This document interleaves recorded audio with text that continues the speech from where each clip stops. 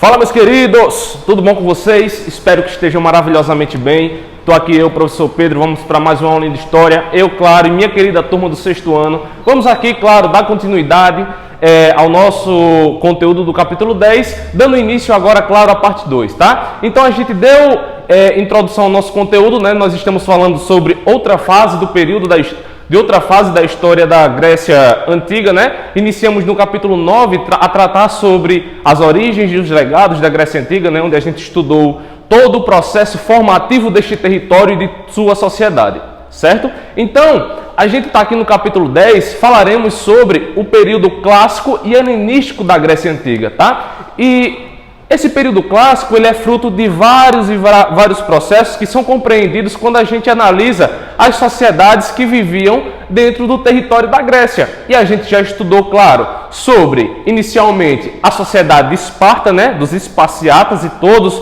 os outros estratos sociais. E agora, a gente... E também, claro, a gente estudou um pouco sobre a sociedade ateniense, ok? Então aqui, ó, a gente está estudando, claro, essas sociedades que viveram nesse território aqui, conhecido como Grécia, né? Que, como eu falei, antigamente era um vasto território, muito mais complexo, muito maior do que é hoje, na contemporaneidade, né? Nos dias atuais. Hoje em dia a Grécia é um país que pode ser comparado ao tamanho do próprio estado do Ceará aqui dentro do Brasil. Então a gente percebe que há uma diferença muito grande entre a Grécia dos dias atuais e dos tempos passados, né, da antiguidade.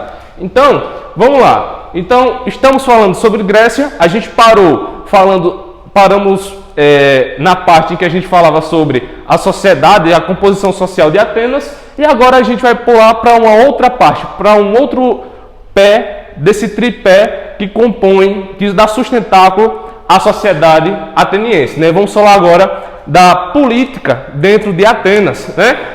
Como era a política dentro da sociedade ateniense, né? A gente já sabe de início aqui que o regime democrático que conhecemos hoje, ele nasce dentro da própria Atenas, né? Então, o que é que diz aqui? Que a democracia nasce em Atenas. Só que ela vai nascer assim de uma forma, de supetão, de uma hora para outra? Não, ela vai nascer aos poucos, ela vai nascer e vai crescendo aos poucos, de forma vagarosa mesmo, tá? Então a democracia vai nascer em Atenas de forma lenta, porque ela vai ser resultado, né? Essa democracia vai nascer em Atenas porque vai ser resultado de um longo processo de transformações políticas que vão acontecendo com o passar do tempo, né? Então, em Atenas, inicialmente, o que é que se tinha? Um regime, pode-se dizer, monárquico, né? Na Grécia, antigamente, existia uma monarquia, que os próprios gregos chamavam seu líder, que pra gente é um rei, chamavam ele de basileus, né? Os basileus eram os líderes da nação da Grécia. Só que depois de um tempo, isso foi mudando, tá? Então, inicialmente, tinha um regime monárquico, né? Que teve presente em Atenas durante 200 anos, então quer dizer o quê? Que o regime monárquico em Atenas durou aproximadamente 200 anos. Então, não foi pouco tempo, foi um regime político que durou muito tempo, né? Então, isso foi mudando a partir do momento que um grupo de pessoas ricas, os aristocratas, eles passaram a assumir o poder, né? E como foi que esses aristocratas foram assumindo o poder com o tempo? Se liga nesse detalhe que isso é importante, vai cair na prova de certeza. Então, ó, como é que esses aristocratas vão conquistando o poder para ir enfraquecendo cada vez mais o poder dos monarcas, né? Os eupátridas, né, que eram aqueles chamados de bem-nascidos, aqueles da sociedade, da parte rica da sociedade, eles começaram a implantar um governo oligárquico em Atenas, né, passando a exercer o poder que antes era dos reis. E como é que isso acontecia? Por exemplo, esses oligarcas, essas pessoas ricas que possuíam muito dinheiro, obviamente, elas eram donas de uma grande porção de terra. E essas grandes porções de terra, muitas vezes elas eram ocupadas por pessoas pobres que ocupavam ali aquele território, né? E essas pessoas pobres iam conquistando seus próprios territórios. Só que essas pessoas mais pobres, com o tempo, passaram a contrair dívidas com essas pessoas mais ricas, e as mais ricas depois tomaram as terras dessas pessoas mais pobres, aumentando cada vez mais o próprio poder. tá? Então, o poder das oligarquias vão se formando dessa forma, tá certo? Então, a partir do momento que uma classe ela tem muito mais poder do que a outra, a gente percebe isso em todos os períodos da história, né? Vai gerar um clima de desigualdade social automaticamente, né? Então, essas desigualdades sociais que vão acontecendo vai culminar num grande clima de várias revoltas dentro do território da Grécia, tá certo? Então, essas grandes revoltas vai gerar o quê? Vai gerar um grande período de mudanças políticas. E essas mudanças políticas vão acontecer por conta das legislações que vão passar a vigorar dentro do território grego, tá? Então a gente pode compreender isso aí analisando, por exemplo, os tipos de legisladores que existiam dentro da Grécia, né? Tinham vários tipos, mas os principais a gente pode elencar aqui, que tinham os próprios tiranos, que eles exerciam o poder através da força, e tinham também os legisladores, né? Que eram os líderes políticos encarregados de modificar as leis de Atenas, tá certo? Então, já anota aí, vai tomando nota, anotando aí no teu caderninho, esses dois tipos de governo, tá bom? Então, tinha os tiranos e os legisladores, tá? Só que esses legisladores são os caras que vão fazer toda a diferença no período da história, tá? Vão fazer toda a diferença, porque eles vão promover leis que vão gerar mudanças sociais significativas. E os principais legisladores que aparecem aí no nosso módulo, que eu acho muito importante que vocês tenham ciência sobre eles, é um cara chamado Solon, né? Solon. Eu pesquisei alguma ilustração para trazer ele para mostrar aqui para vocês, mas eu só encontrei aqueles buchos de pedra, né? Porque a gente também não pode esperar pinturas daquela época que permaneçam até hoje.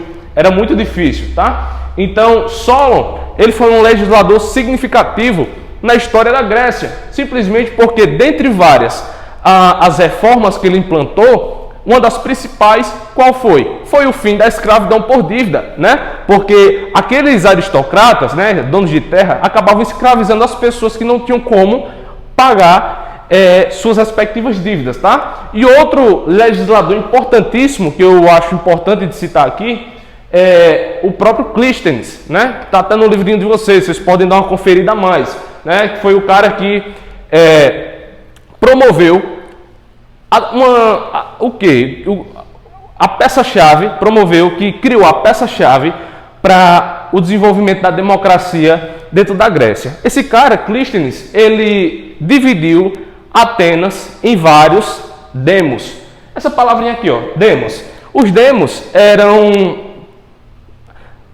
vamos dizer assim, era o que seria hoje o que a gente considera como espécies de distritos. Então, esses distritos, para os gregos chamados de demos, né, para os atenienses chamados de demos, eles tinham características muito importantes, porque era interessante porque eles tinham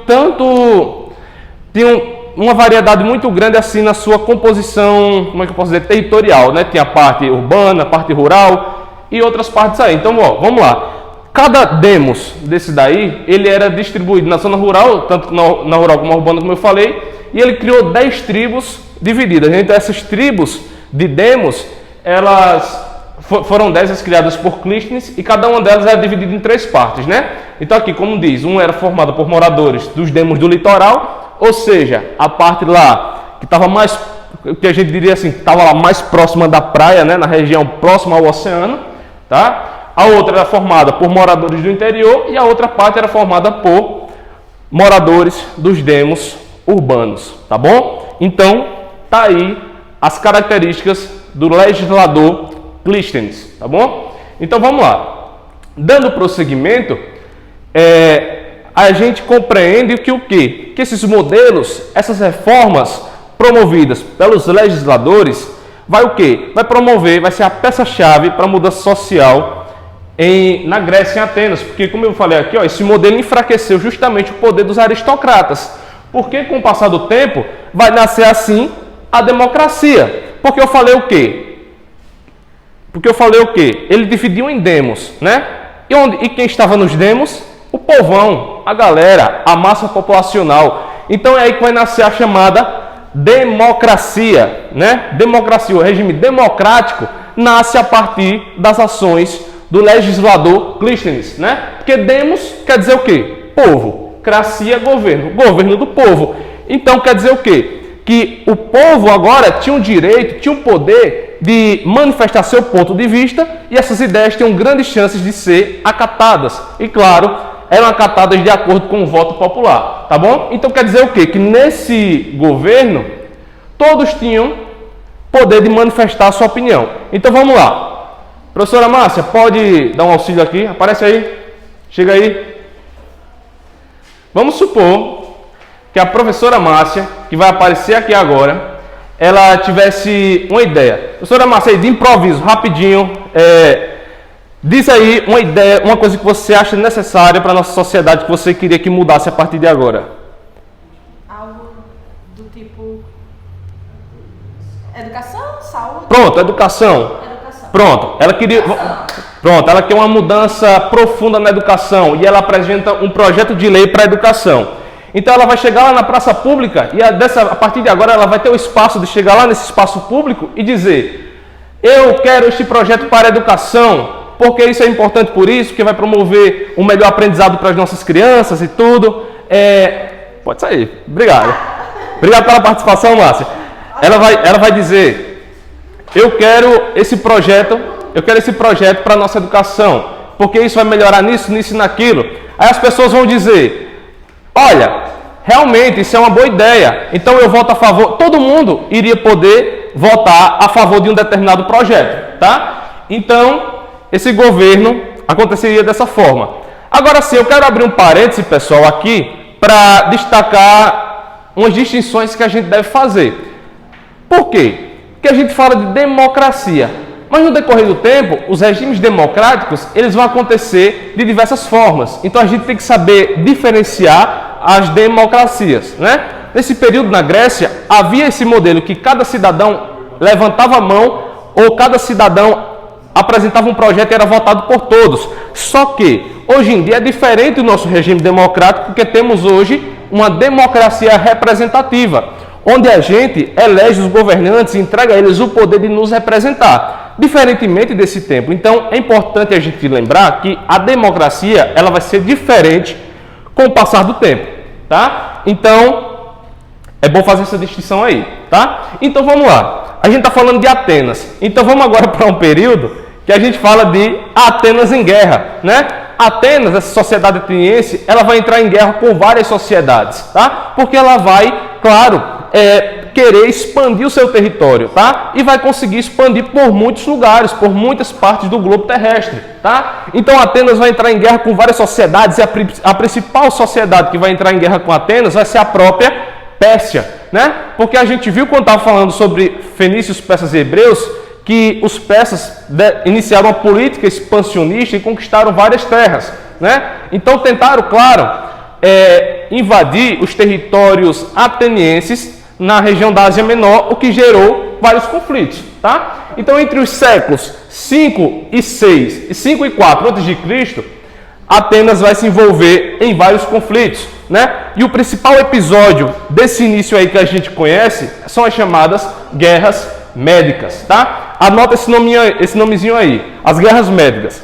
Anota aí esse evento. Por quê? Porque eram os próprios atenienses versus os persas. Porque os persas, ao chegar nos territórios gregos, né, nos territórios onde eram dominados pelos gregos, esses persas, eles vão, por exemplo, querer cobrar. Num primeiro momento, eles vão aceitar os costumes gregos. Porque a gente lembra o quê? Que os persas, eles permitiam o quê? Em muitos lugares, que o próprio lugar continuasse com a sua própria cultura, mas com a condição que pagasse impostos ao rei. Só que os gregos não queriam pagar os impostos para permanecer com seus costumes. Então começam aí as guerras médicas, né? Os atenienses, eles vão entrar em guerra contra os persas. Então vão haver, por exemplo, várias tentativas de dominação persa sob o próprio comando do rei Dario, né? Dario I. Vão haver várias tentativas de dominação persa, só que todas sem sucesso. Os persas não vão conseguir, nesse momento, dominar Atenas, porque Atenas era muito forte, porque ela tinha parceria com a grande sociedade guerreira da Grécia Antiga, que era quem? Esparta, né? Os descendentes dos dórios, que a gente estudou através da plataforma do Google Meet, tá? Então, pessoal, Esparta, ou melhor, Atenas, como conseguiu vencer os persas, eles agora eles estavam cada vez mais sujeitos a ataques. E por estarem cada vez mais sujeitos a esses ataques, eles vão agora organizar como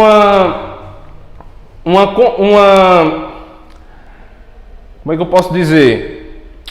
Uma grande união das frotas marítimas militares para proteger a cidade de Atenas. Então todas as partes da cidade vão se unir para proteger. E essa união dos próprios atenienses vai ser chamada de Confederação de Delos, tá? Confederação de Delos, tá certo?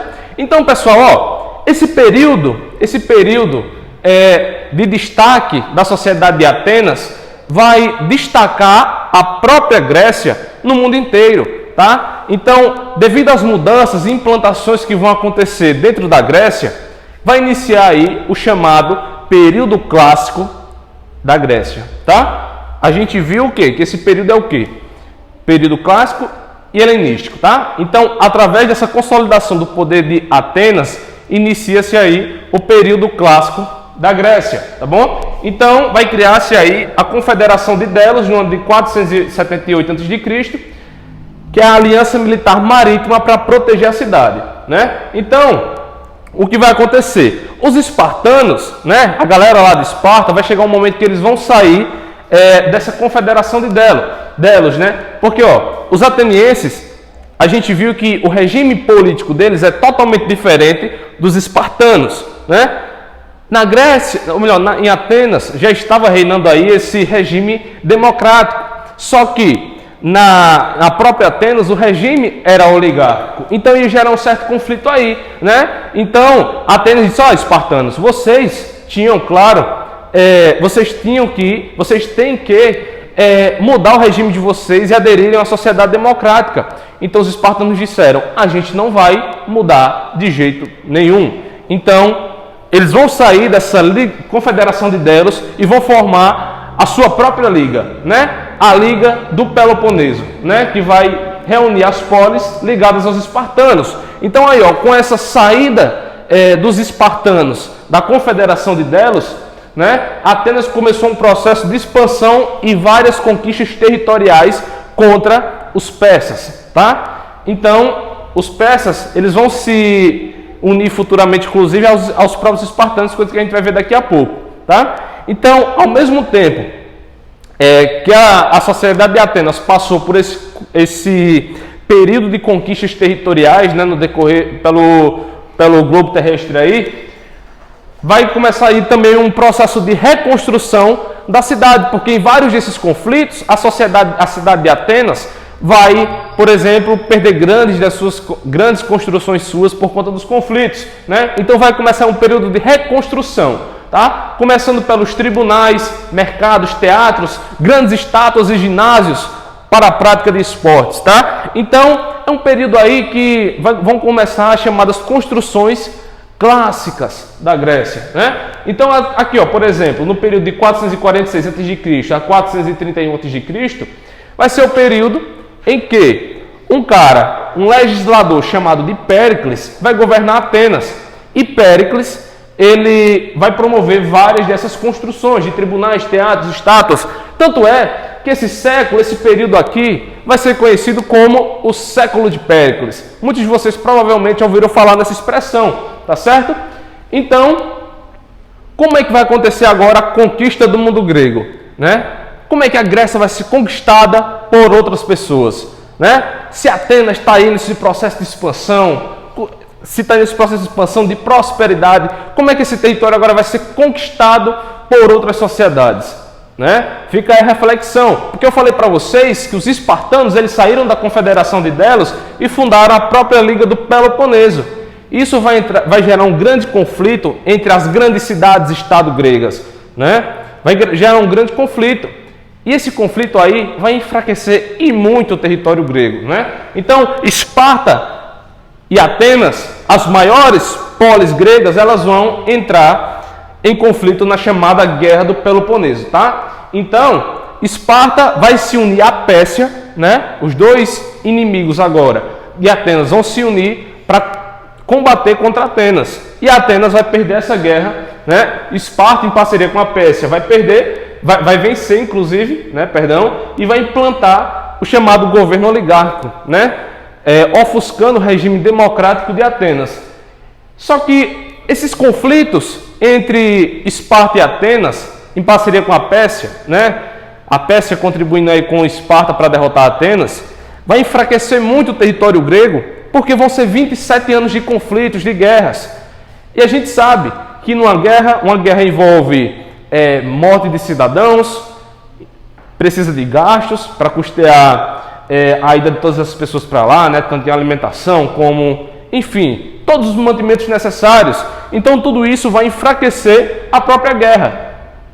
E o que vai favorecer o avanço macedônio, né? Que a Macedônia é uma região próxima à Grécia, né? E a Macedônia, sob o comando do rei Filipe II, vai avançar sobre esse território grego, tá? Então, por volta de 340 a.C., sob o domínio de Filipe II, os macedônios eles vão invadir o território grego, vão combater até que vai conseguir conquistar esse território grego. Tá? Os macedônios vão tomar conta agora da Grécia. Tá? Então, quer dizer o quê? Que espartanos e atenienses perderam o poder, porque agora os macedônios tomaram esse poder deles. Tá? Então vai haver uma mudança total de costumes na Grécia. E um dos principais que a gente pode elencar, é justamente a unificação de todas as polis gregas num único território. Tá? Porque antigamente as polis eram o quê? Independentes, né? Eram separadas uma da outra. E agora vai haver uma unificação do território grego, sob o reinado de Filipe II. Só que houveram várias guerras de resistência, né? Tanto é que em um dos conflitos, em 336 a.C., o próprio rei Filipe II vai ser assassinado e vai ser sucedido pelo seu filhinho, seu filhote amado, Alexandre. Alexandre vai assumir o poder e vai dar sucessão aos feitos de seu pai Filipe II. Então Alexandre ele vai promover uma série de políticas expansionistas para expandir o próprio território grego, né? É aí que inicia-se o chamado período helenístico, tá? O período helenístico é justamente esse período esse período da Grécia governada pelos macedônios, né? Porque vai haver uma série de mudanças, né? Vai haver mudança na construção, né?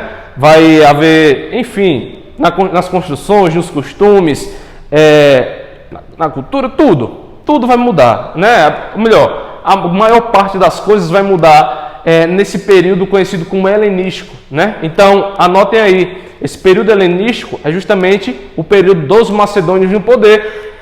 E Alexandre, né? Ele vai, como eu falei, promover uma campanha expansionista e vai conquistar vários territórios, né? Então, é um cara que vai, junto com o seu exército, vai obter um sucesso extremamente grande, um sucesso estarrecedor, porque ele vai vencer a maioria das batalhas que ele travou. Tanto é que ele vai ser chamado de Alexandre o Grande, né? Por ser assim, por ser assim, muito desconhecidas as batalhas que ele perdeu. Dificilmente a gente vai mapear uma batalha que Alexandre perdeu, né? Então foi um cara que teve muito sucesso, por isso chamado de Alexandre o Grande, e que vai, ao se expandir o território grego, vai fundar várias cidades. E nessas cidades, claro, ele vai misturar a cultura local com a cultura grega, enfim, e vai expandindo a cultura grega pelo mundo. Tanto é que a nossa cultura hoje, até mesmo a brasileira, vai ter muita influência dessa cultura grega, né? E essas cidades que Alexandre conquistava, ele ia colocando o nome de Alexandria em sua própria homenagem. E a que mais teve destaque foi, por exemplo, a Alexandria fundada no território egípcio, tá? E lá foi construído um grande farol, que é considerada uma das maravilhas do mundo antigo. Tá bom, pessoal? Então a gente vai ficando por aqui, galera. As atividades eu já deixo para vocês. Respondam absolutamente todas as questões do módulo, tá? Tanto do módulo quanto das atividades suplementares. Então, quero dizer que foi um prazer imenso estar aqui com vocês, né? Na próxima aula a gente se vê. Na próxima aula do Google Meet a gente se vê também. E vamos trabalhando, né, galera? Fiquem com Deus. Forte abraço. Até mais.